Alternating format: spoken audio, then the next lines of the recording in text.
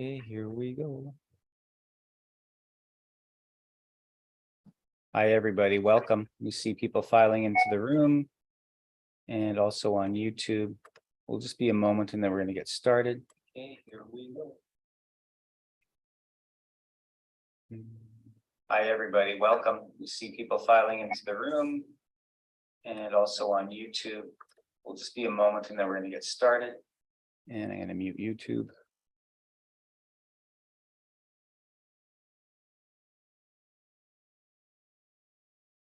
Okay, welcome everybody. I'm Derek Auger, the Executive Director with Conservatory Canada, and welcome to the Friday webinar.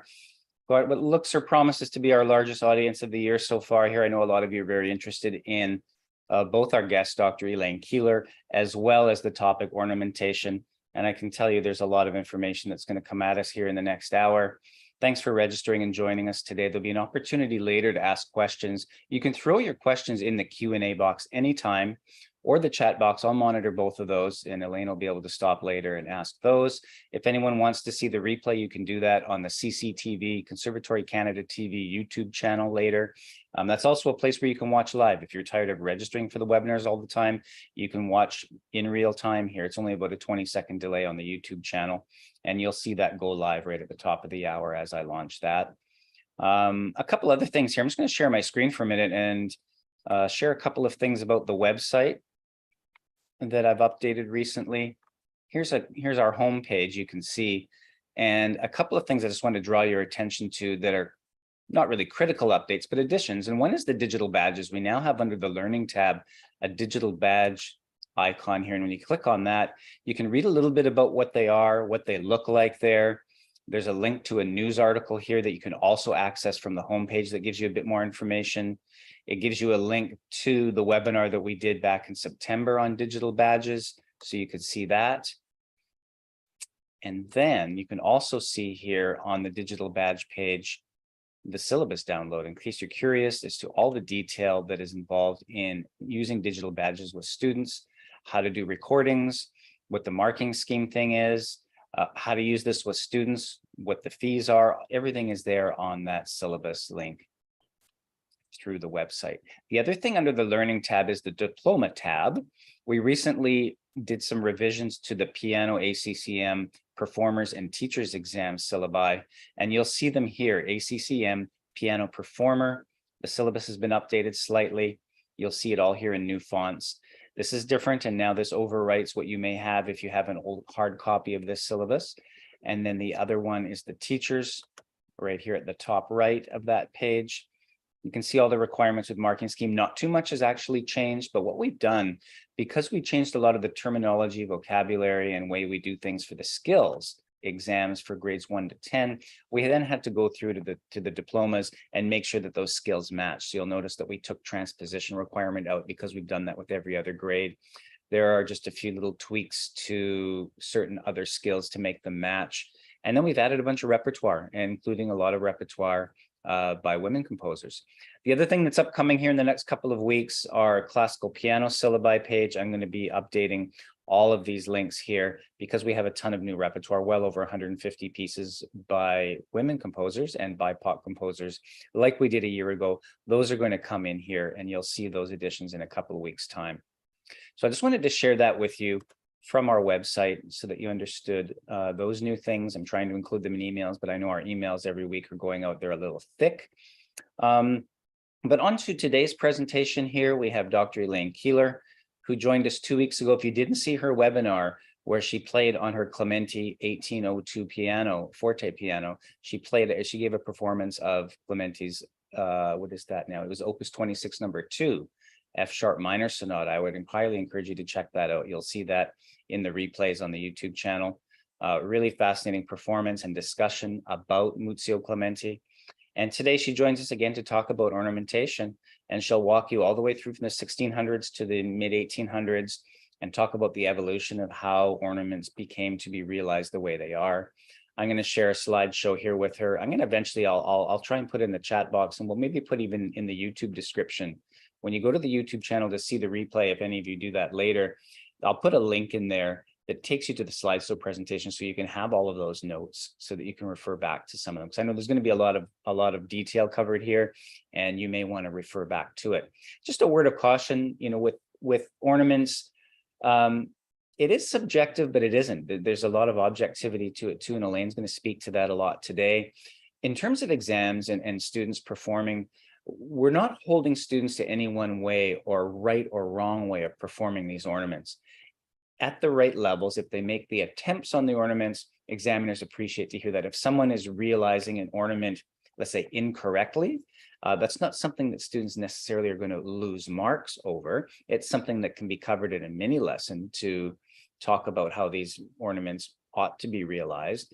Today, I think we're just going to get a lot closer to the truth about how it should go, but don't sweat over those details when it comes to preparing students in a very specific way. Examiners are listening more for the big picture, and we just want to encourage students to make an attempt at the ornaments to decorate the lines. And I think Elaine will speak to that a little bit today.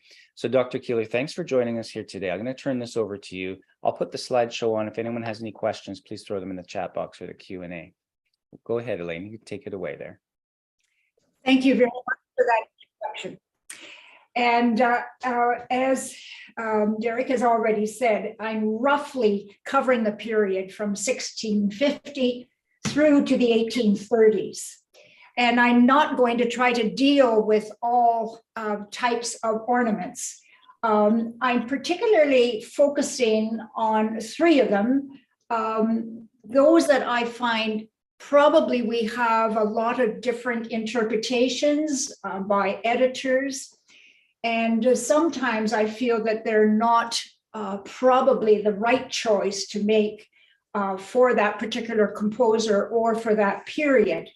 So I'm going to try in this presentation to give you some idea of how ornamentation evolved in this period. And we're going to find that there were some very, very major changes in what and how some of the main ornaments, such as the trill, and what we later called the upper mordent and even appoggiatures occurred during this period.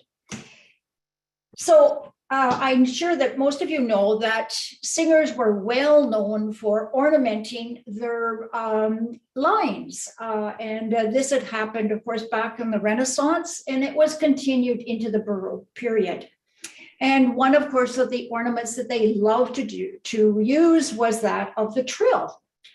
And so we know that the trill is from de Ruyter's treatise back in 1593. The trill started on the main note, and it went for about half the value of what that principal note was. And it's interesting that already in that treatise, he shows what we would later call upper mordents, like that. Meanwhile, in other countries of Europe, and I should say that there are not very many treatises from Italy later to tell us exactly what was going on there. And they tended, both in Italy and particularly in Spain and Portugal, to allow performers to just add in ornaments, what they felt was required. However, in countries such as Germany, where we find Froberger only using little trill signs, and he indicates that they are to begin on the main note. And this is, he died in 1667. So that's the early part of the 17th century. It was really in France that we start to find musicians trying to make sense of all the ornamentation that apparently was going on. And they were trying to find signs that would more clearly indicate what the ornament should consist of. So I've given you here a sample from Louis Couperin's manuscript, which dates from around 1658.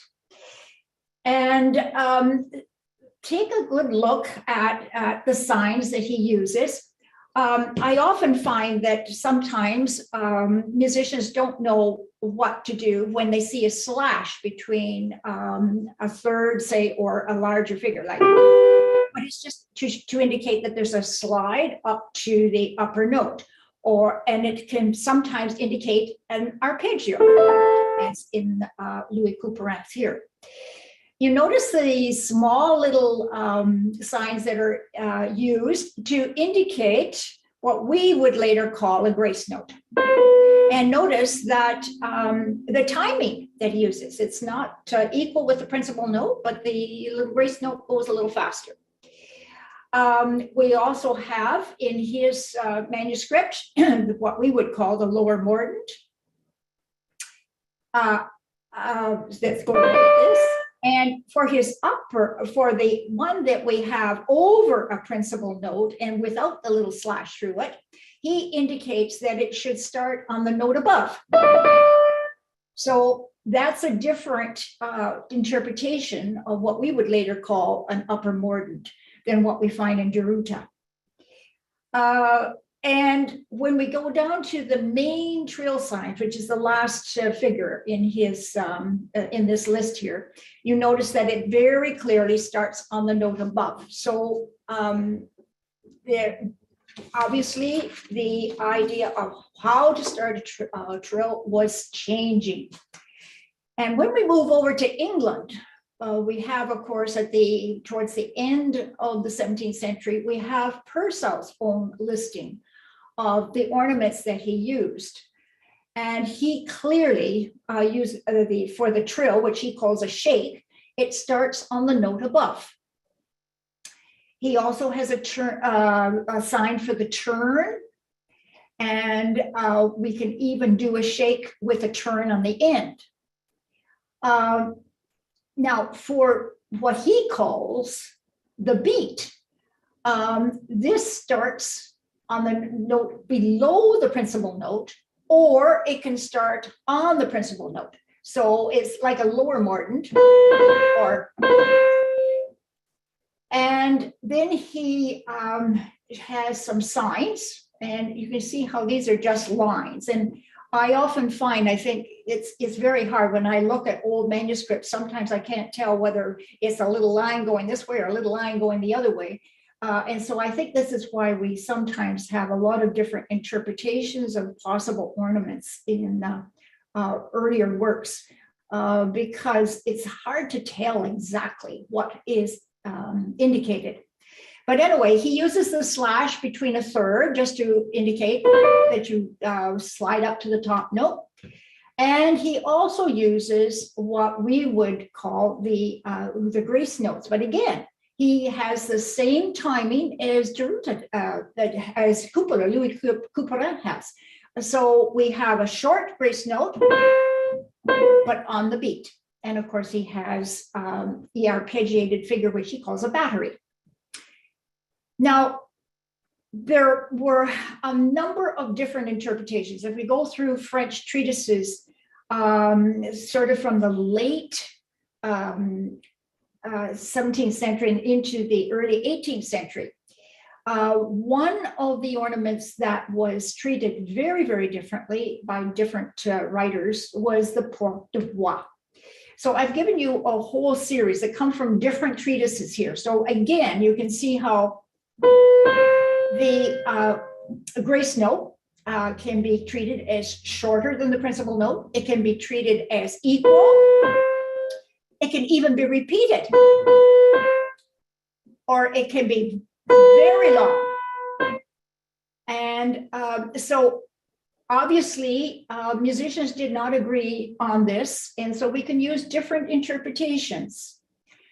When we get into the early 18th century, two important French listings of ornaments are those of François Couperin of 1713 and Rameau's of 1724. And they have different signs. Now, what I've done here is we will bring up shortly a comparison table between Couperin and Rameau. And I've taken this from another book, but when I was going through it, I found that there were some of the markings in Howard Ferguson's that were not exactly like what Rameau had indicated in his work, and some were left out. So I have put in a few others that I have noted on that listing, and you can compare them. But meanwhile, I wanted to show you what Clementi says for the interpretation of a work from Couperin that comes from his first book. And Clementi writes it out specifically, and I find it very, very interesting because here, the lower mordant, but look, we have a little trill sign in Couperin, but Clementi says that should be done as an upper mordant. And then the longer trill, he has starting on the upper note. So that the upper mordant in German was called the Schneller or the snap.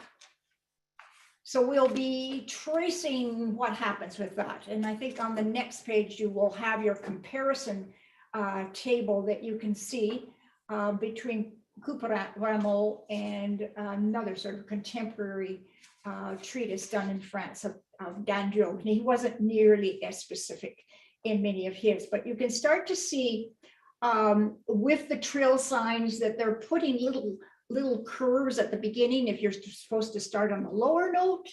They're putting the curve up if you're supposed to start on the upper note. Little curves to show that you're supposed to put a little turn at the end of the trill. So they're starting to become much more specific. And on the next page, I think that you will have there, I've actually given you the pensée according to Couperin from his original manuscript. Now, these were ones that were sort of done in chain, shall we say.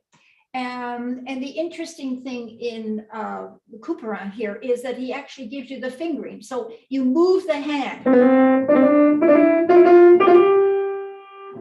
to play these, and you can use different fingers. He says 3 and 2 or 4 and 3. And then these can come down as well. And you see, these pensées are obviously what we would call mordants. And that was apparently, they were used in chains like that. And we're going to see that in a lot of works later on. You can see that type of ornament being used in that way. Now, for the Schneller, or the snap or upper mordant, we have C.P. Ebach saying in his 1753 treatise that the notes are written out in the style of a compound appoggiatura and are always played rapidly. Now, you'll find in the Conservatory Canada Book 8 that we have the full table of ornaments as presented by Johann Sebastian Bach for his 10-year-old son in 1720. Bach actually used more ornaments than are listed there on that table. And I presume it's because he was writing it out for his son, who was only 10 years old at the time. And he felt that some of the more fancy ones perhaps he wouldn't be doing or using. But Bach himself actually presented a lot of ornaments other than what he has in his table. And now I thought we would use, and maybe I forgot to put this in. If you have the Conservatory Canada, if you have the book 8, and turn to page 23 of that, we have a minuet of Bach's that comes from his French suite, number 3. So obviously he was very influenced by, I think, the type of ornament signs that French musicians were using. And there are quite a few interesting things here, I feel. So, for instance, at the opening of this minuet, we have a scalar passage here with what is like a short trill sign in between on the second note. And I feel that this is to be done as an upper mordent because you want to keep that melodic line. Now, in the next bar, Bach actually uses the Schleifer, which, as I said, the CPE Bach says has to be played very quickly.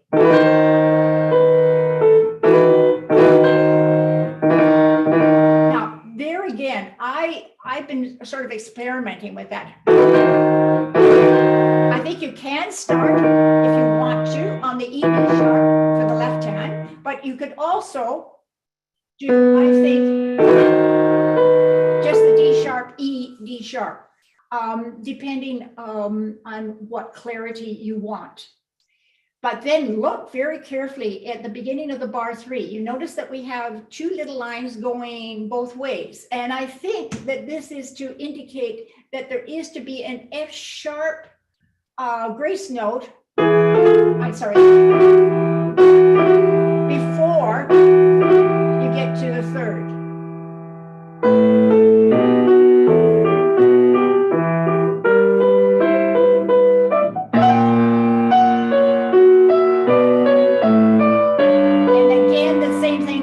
Here.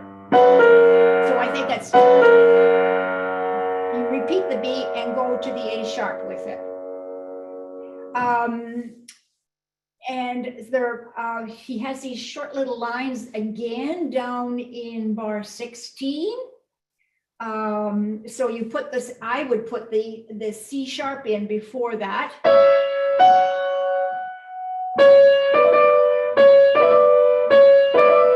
And again, I find it's easier to do an upper mordent there, but if you know, you might want to do the ED. I think both would be acceptable in my view. Here we have the short lines again in bar 17.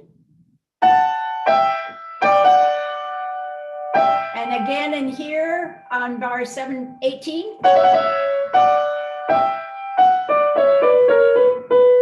And the little short lines happen again in the very last bar, indicating probably either, I think probably a C sharp biting. So, and then resolving on the B. So there are a lot of sort of interesting carryover, shall we say, from French ornamentation in that particular work by Bach, and that I find that in a number of his works.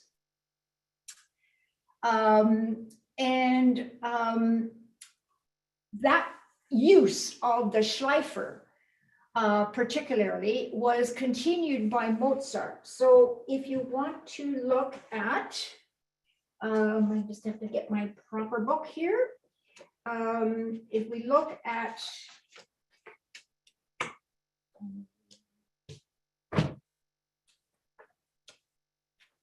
of course, I pick up the 2 books that don't have it in.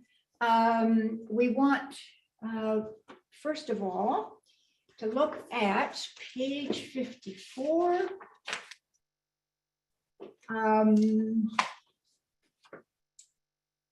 Where we have a Schleifer. So this Schleifer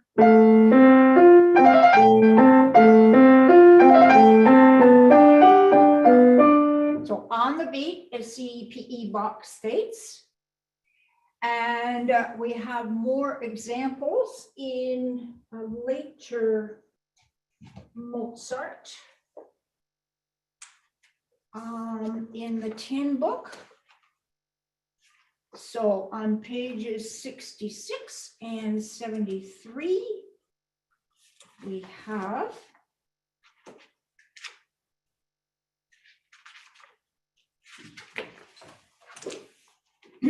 in his, here's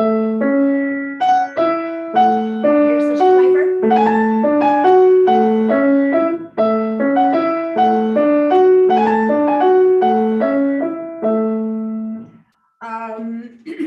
So obviously, that was one that he was continuing to use as in the tradition of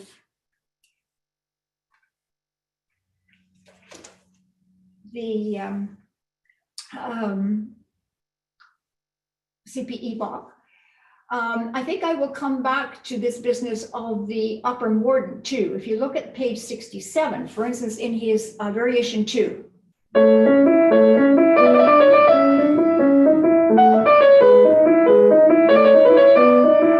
I would use the upper mordant as stated there because I think that he wants to have the melodic line instead of popping. I think he wants that. So again, I find that you need to try to consider what the melodic line is to see what perhaps is the best interpretation. However, we find, in particularly with the French musicians, that around 1720, the pot de voix that we saw so many interpretations of a little earlier on is being replaced by the pot de voix et pensée, and a appoggiatura followed by a lower mordant, and it usually was indicated on strong beats, so like that. Now, another type of ornament that seems to turn up quite frequently is where we have what they called courement or coulé or pro-triller. So these, if you have a series of slurs like that, they would fill them in. And they would take in them to play before the beat. So this is interesting with grace notes here. These were played before the beat, where most other ornaments by this time were being played on the beat. But then by around 1770, we find that the pot de voix and the courement are being confused by musicians, it seems, and they were all being played on the beat. So if we look at a table in Clementi, for instance, he clearly shows them to be on the beat. Now, one of the other issues with this pro-triller, according to CPE Bach, was the fact that it worked very well on the harpsichord, but it did not work very well on the piano. So I had the feeling that towards the end of the, or latter part, shall we say, of the 18th century, the popularity of this new instrument, the fortepiano, was causing changes to happen in the way that ornaments were being performed, because they found that there was more volume from the piano and they couldn't get the clarity that had been possible on the harpsichord. So they started to modify ornaments so that they became much more starting on principal notes and with gradually, and I must admit it's very, very gradual, but more and more they started to put grace note ornaments before the beat. And so we're going to sort of trace that gradual, very, very gradual a shift, shall we say. And I find with this regard that Leopold Mozart's treatise of 1756, and this, of course, was for violin, but it was an extremely popular treatise. It went through a series of being reprinted, and Leopold would add to it a little bit in the subsequent editions. I have sort of shown you two examples here: the Pro Triller according to C.P. Bach, and then the Pro Triller according to Leopold Mozart. Now, I think with Leopold Mozart, we have to remember that, of course, he's thinking of where it's easier just to lift your finger off the neck of the violin and do these.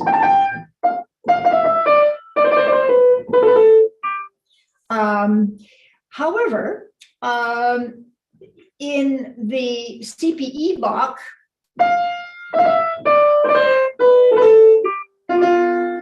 you can see very clearly that he is holding it. You hold a little bit from the preceding note and then go right into what we would call an upper mordent. And just before we leave Leopold Mozart, I want to point out two things that we see happening in Leopold Mozart's presentation of ornaments.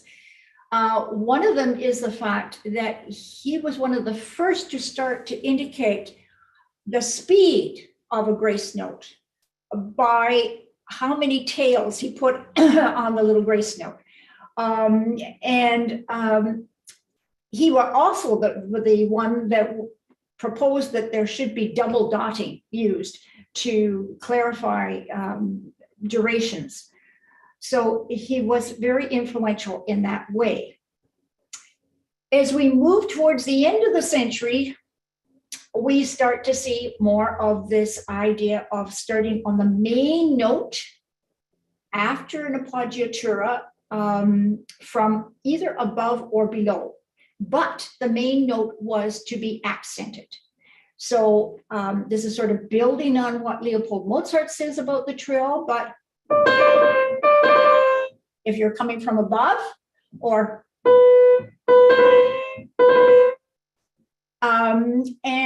one of the things that I find often in the suggested realizations of trills, I sometimes find editors do not consider enough what the melodic line is. Is it actually coming up to go into the trill, or is it coming down? And so I sometimes see editors, if you say, for instance, you had a preceding A, and then you had a trill sign on a subsequent C above, and they will suggest, in other words, an upper appoggiatura going into the trill. I think in those cases, it's often much better to think, in other words, have a lower and then trill with the upper note. So I just saying that as a consideration. And obviously in the 1790s, we find the performance of trills changing, because we have even the evidence of musical clocks. And within the people that have done really detailed study of these musical clocks have found that almost all of the main trills start on the main note. So, and even Tromlitz says that when it's the first note of a melody, the trill should start on the principal note. But then he goes on to say, the trill, when it appears in the course of a melody, is always dependent on an appoggiatura from above or below, or on a preceding note taking the place of an appoggiatura. And so one of the questions I sometimes wonder about is, of course, with Bach's, or with Mozart, I should say, what he would have done in his Twinkle Twinkle variations. at the beginning of variation 2, because, of course, the trill is placed right on the first note.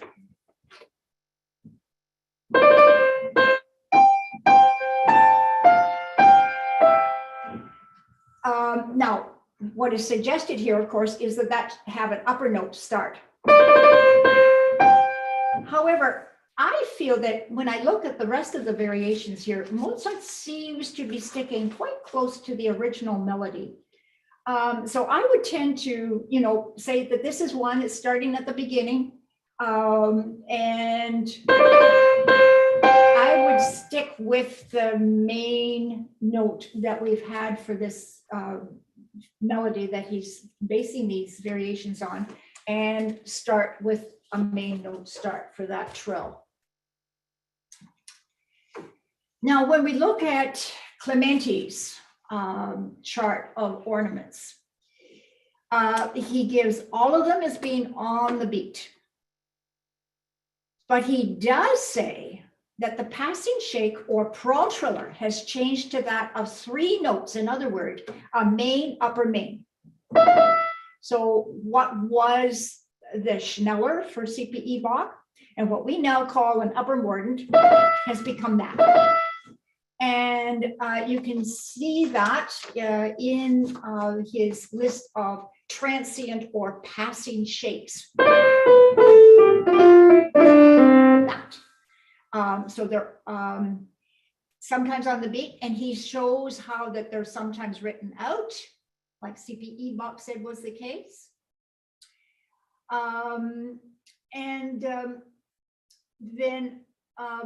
But the other thing that's interesting is look at what he gives for a short shake. So this is similar to what his realization was for the Couperin. He says for a short shake, you can begin on the note itself, which in other words, really makes what we call an upper mordent. Otherwise, though, he mostly gives trills or shake, what he calls shakes, starting on the note above, unless they are prepared. And you can see how often there were indications to show whether it was to come from the upper note or to come from the lower note. But there is one, the very last one is an exception, because the melody is going like this, and you have the trill sign on the middle note. So he shows the trills starting on the main note. So this is why I suggest we really need to look at what is the melodic line, because often when you read these treatises, they'll keep referring back. The melodic line goes this way, so we have to do the ornament this way. And there was flexibility, because we can see with a little bit later treatise of 1804, Hugo and Wunderlich say a trill can begin either on the main note, the upper note, or the lower note. However, we have other musicians, such as Kramer, saying in his 1810 treatise, the shake begins with a note above and ends on the principal note, when at the end of a piece it is generally followed by a turn. So throughout the rest of the 1800s, we can come across periodically a treatise that says the trill has to begin on the note above. And we find that writers, sometimes composers, will put in a little appoggiatura to strongly indicate that. So the practice of starting on a note other than the principal was around, and we have to consider the fact that maybe that is a possible interpretation. However, there was a very influential treatise that came out by Hummel in 1823. And this is what he said. Because on the pianoforte, the succession of notes, keys, black and white, differs in some respects from that used on other instruments, and on account of the position of the hands and the consequent arrangement of the fingers, it generally is more convenient for the player to begin with the principal note itself than with the subsidiary note, For to commence the shake from above, he will often be obliged to lift up the hand or to substitute another finger on the same key. So Hummel's treatise was very, very influential. Now to go to the situation about what was happening with grace notes. Should they be on or before the beat? And what we find happening in the 1820s is that composers started to experiment with ways to find a solution to this and strongly indicate what they preferred. And Chopin is a very good example of this. And I'm going to use the Nocturne Opus 27, number 1. Now, the copy that you're going to have come up on the screen in a moment is that of the latest Peters edition, where they've been doing a new series of bringing out Chopin's works, but having editors that have had access to all of the existing early editions and manuscripts of Chopin. I don't know whether all of you realize that actually a lot of Chopin's manuscripts were stored here in Canada during the Second World War. And when Paderewski did his edition of Chopin, he did not have access to those manuscripts. So let's take a look at this last page of Chopin's Nocturne. And what we can see in bar 47 is at the end of that bar, he very clearly has the grace note as coming before the beat.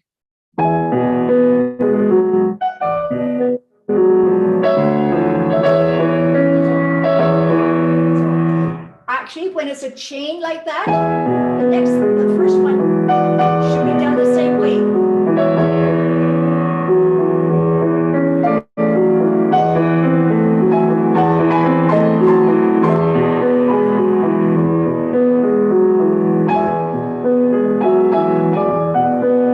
Now here we have a different thing. That's going to be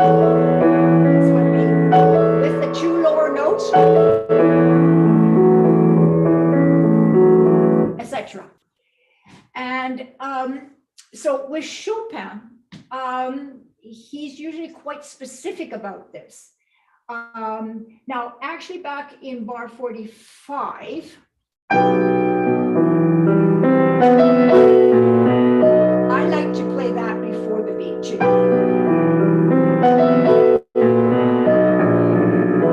Because I feel it's sort of leading to his before the beat ornaments that he has 2 bars later.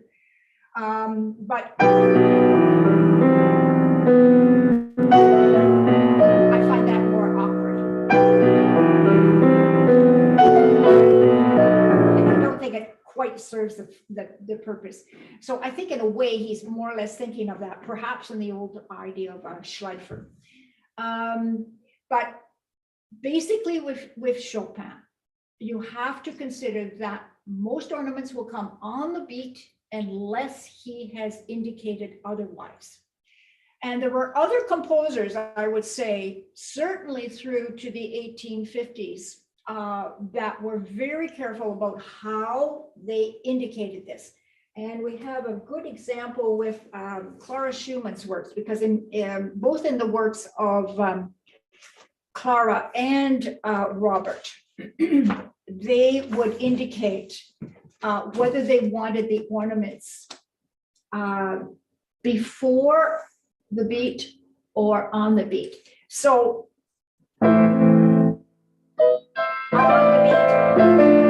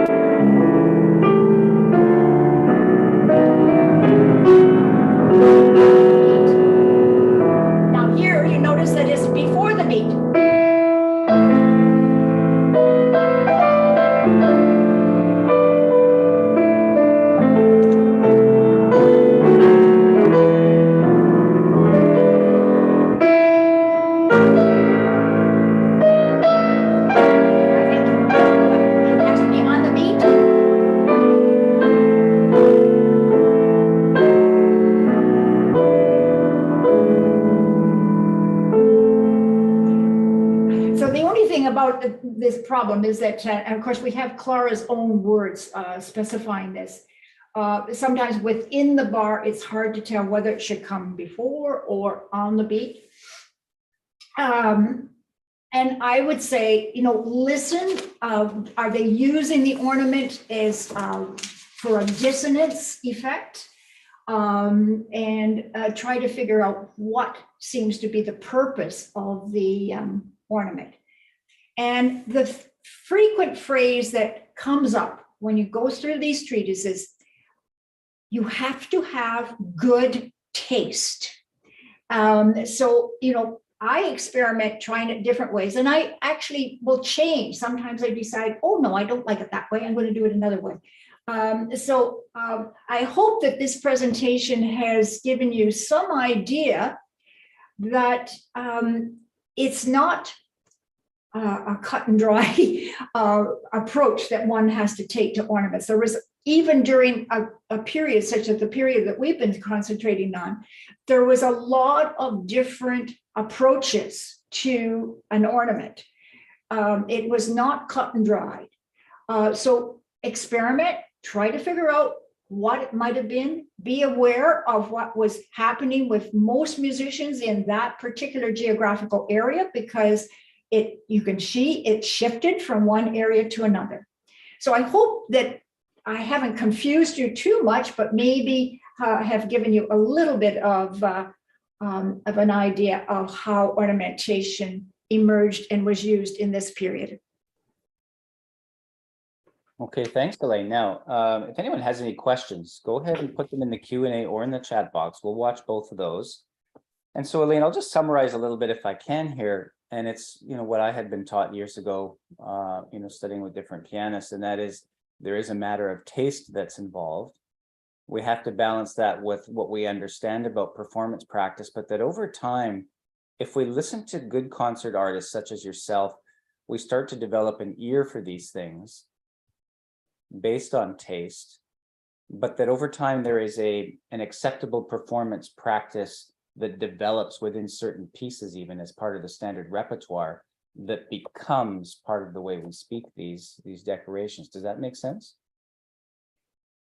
Yes, it does. But my problem is that, for instance, if I take the case of Chopin, I know when I was studying with Claudio Arrau, he got quite upset about the fact that so many pianists were playing ornaments before the beat instead of on the beat in Chopin. Mm-hmm. And if you listen to performances, you find it very common. That's true. Yeah, it is very common. And that's what your defaults to, I realize as well. But hearing you do it, it's changed. Now, that leads me to my next thought that people may be wondering, because the Zoom microphone only zeroes in on certain things. When you're playing, it's focused on the playing. We couldn't always hear what you were saying, but it seems to be that it sounds like you're playing things on the beat. How do we tell in the score? The score, how do we tell that it's notated, or can we even tell from the score that he wanted it on the beat? Does it look like Chopin did? Yeah. Well, actually, this comes mainly from study of scores that Chopin used with his own students. Okay. And it was written in often that, yes, this has to come with that.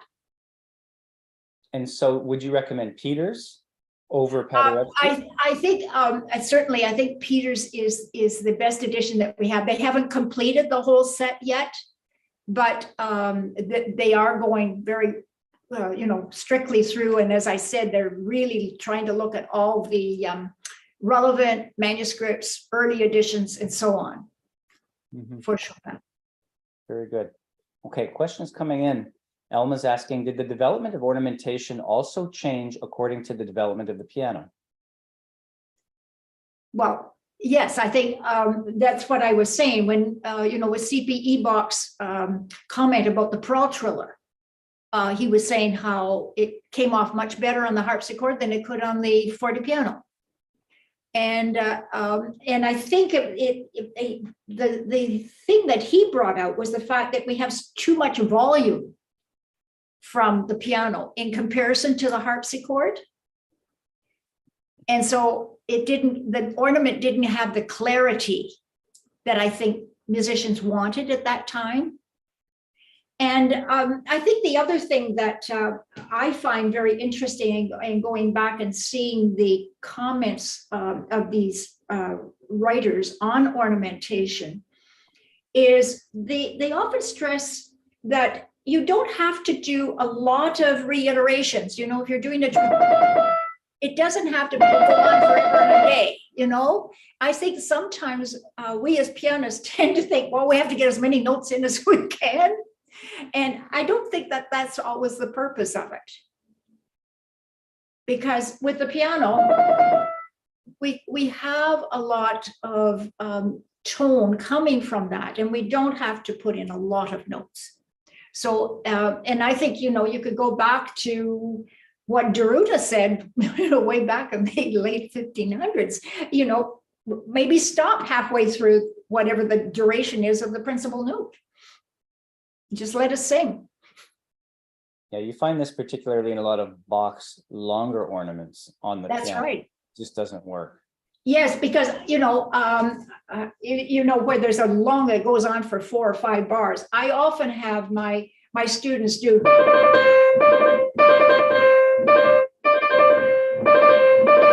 sort of something like that rhythmically. And I think it works because they don't have the technique to continually be doing a trill. Okay, Sabrina is asking, do you abide by the provided key signature on turns, specifically in a Beethoven piano sonata?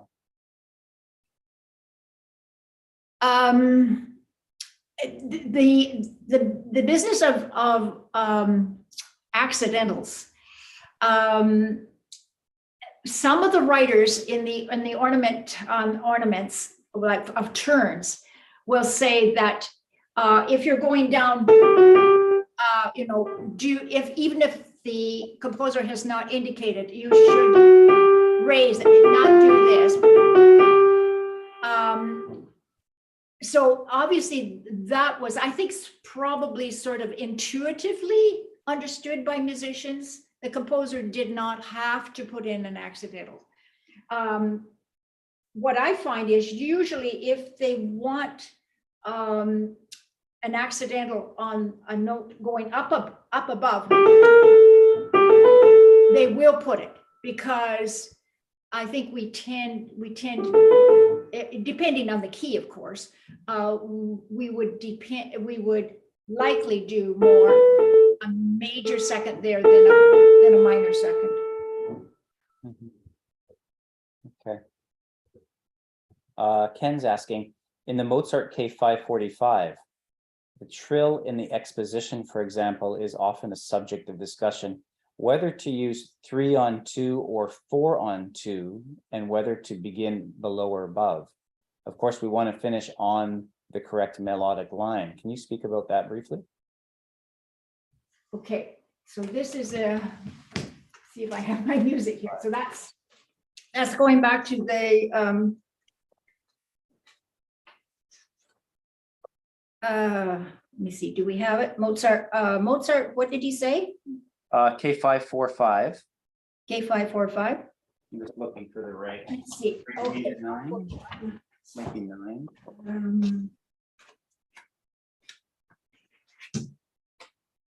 Yeah, it's in the grade 8. That's what I thought. I just have to find it. Okay. Page 54. Actually, that's one we had on the screen, wasn't it? Yeah, 52. Okay. So he's asking about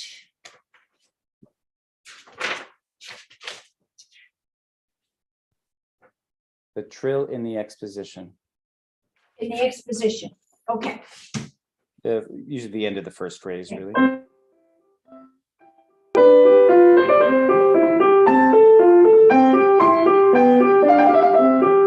So what I like to do there is just prolong the G just a slight bit.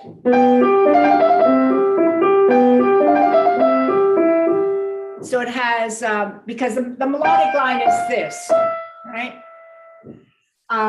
So I just, and also particularly because we have the phrase line over that. Now that usually indicates that one would retain the previous note just a little bit to go into the trill. Now, do we have any other? Now, where is he interested also in? Yeah, I think. Yes, you see the suggested interpretation there is going to the F right on the second beat.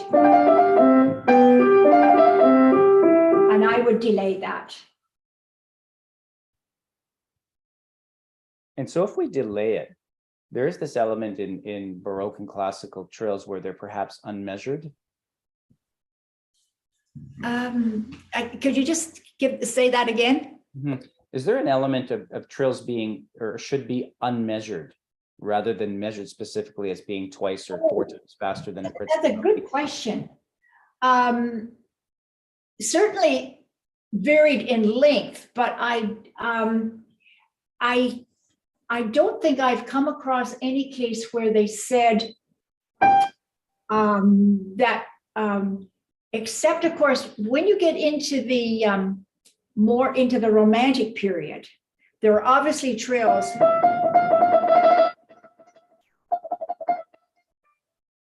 which it sort of goes along with the idea of using rubato a bit in the Romantic period. Mm-hmm. Where I find that, yes, the reiterations will be varied in duration. In that case, I think it's just more effective in that style. But I think prior to that, unless you made a shorter trill, in other words, you stayed on the principal note for a longer period of time, the actual reiterations were not varied in duration. And sometimes is it just a matter of how much time you have left?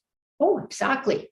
Absolutely. Before proceeding with the melodic line. But what about in this Mozart in the K-Fart 45, just after the bridge into the second theme at bar 15, there's a trill at the downbeat of bar 15. This one would be realized starting on the note above? Oh, yes, I think so. Mm-hmm. I think the interpretation given there is absolutely correct for that. Mm-hmm. And why would that be?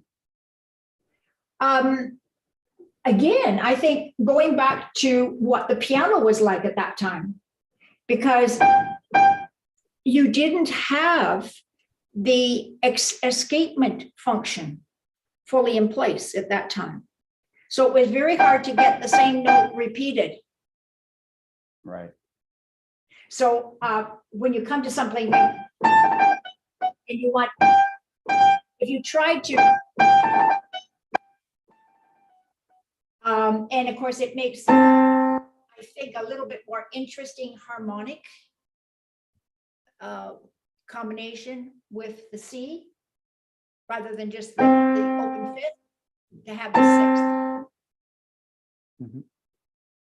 Now we're coming up to the end of the time here. Now, some of you may have questions that you're not typing in. If anyone wants to just use the raise your hand function in Zoom, we can bring you on live and you can ask your question over audio. If anyone does, please do that in the next 60 seconds or so. Otherwise, I don't see any other questions at the moment. Can you speak for a moment, perhaps a question I've had or I've heard about before, especially in Baroque to pre-classic times, the idea of regional dialects or regional differences in how we did this, because there wasn't a lot of travel. And so in different regions, you may have a certain dialect of a way that trills were developed. Do you have any thoughts about that?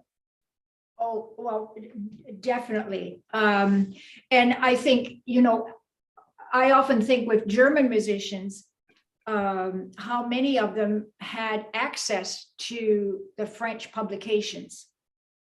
Now we know with Johann Sebastian Bach, because he was in Leipzig and that was the center for the book publishing festival every year.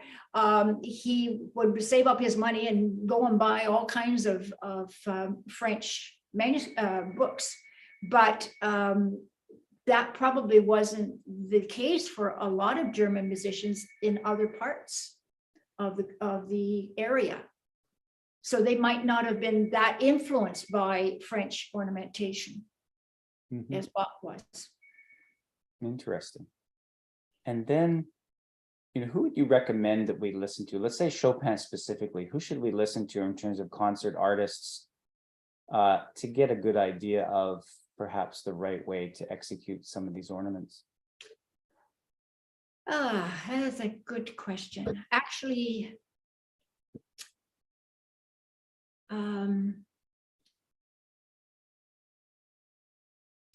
I like a lot of the interpretations that Amelin has been. Well, we have two Amelins. That's right. The most recent Amelin has been doing with his Chopin. I feel are really very thoughtful. That's Remel Amelin. For earlier works like Mozart and so on, I'm very fond of the performances of Ingrid Hebler. Okay. Any other questions from anyone? I'm not seeing anything else in the chat box or any hands raised here. I should get everyone excited about. I know most of you know about our presentation next Friday with Dr. Gilles Como from the Piano Research Lab at the University of Ottawa. He's going to join us and talk about research and what he has uncovered in the last little bit, and why studio teachers, we should perhaps pay attention to some of this research. And I think that would be a very informative and enlightening discussion over that hour in a little bit. I'm just going to put a link to that in the chat box right now, just for convenience for those of you, if you want to register for that. Of course, again, you can use these or take a look at these on YouTube anytime.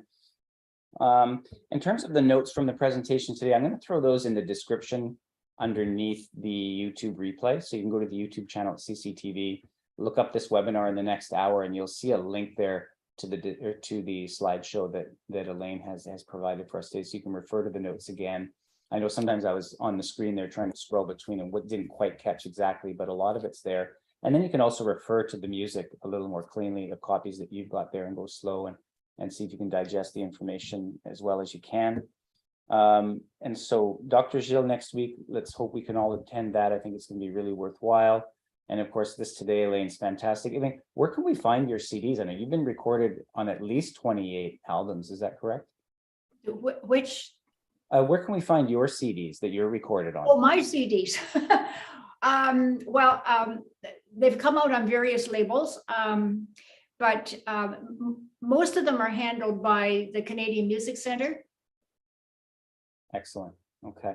So CMC, and of course, those are searchable. They have an online web store that they've been maintaining for 20 years now, and it works really well. So if anyone's interested to get recordings from Elaine's, she's recorded all sorts of things, right from early music all the way to a lot of new music as well, from what I understand. So, Dr. Keillor, thanks so much for joining us and giving this, again, this very rich presentation today, full of detail, full of scholarly insight. And I know we're going to plan another discussion in the new year on a different topic, and hope you'll be able to come back and join us for that sometime in January or February. I understand you're off to Europe shortly. You're going to Portugal, is that right? No, you're going to Spain. Spain. Spain next week. So hope you enjoy that. Thank you. You'll escape the wintry weather that's starting to envelop the country now. Hope everybody else stays warm and dodge the snow as best you can. Have a great week, and we'll see you all next Friday. Bye for now. Thank you very much, Derek.